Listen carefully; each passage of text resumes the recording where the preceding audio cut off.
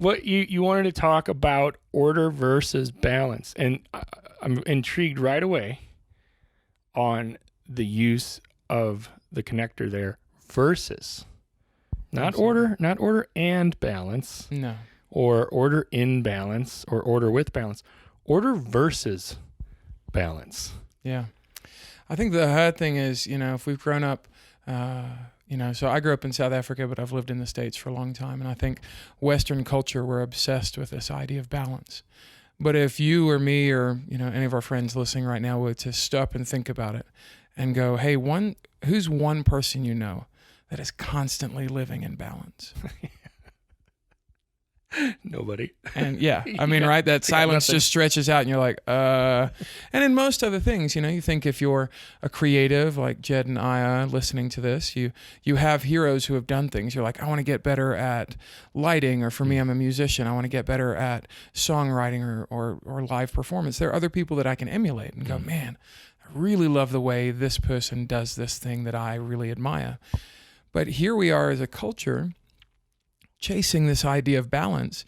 And yet if we get really honest, like there are very few, if none, of the people that we're looking around at going, oh, they've achieved and are living in a perpetual state of balance. Mm-hmm.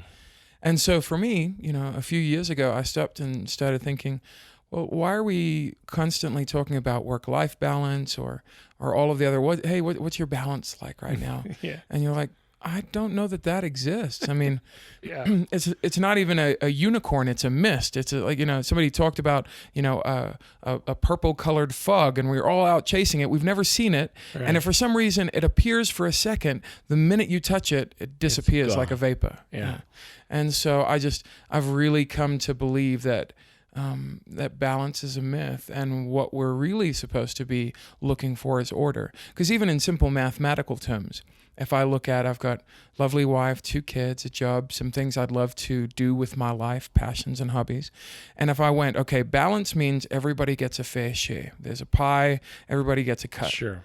My work at 40, 50, 60, for some of those of you who are listening who may be in unhealthy spaces, hint, 80, 90 hours in this particular season of your life, balance is never achievable because there's only 168 hours. Right. And you can't go, wife gets 10, kids each get 10 for each of them, job gets 10, my personal hobby that's not the way it works. And yet we still are obsessed with this idea.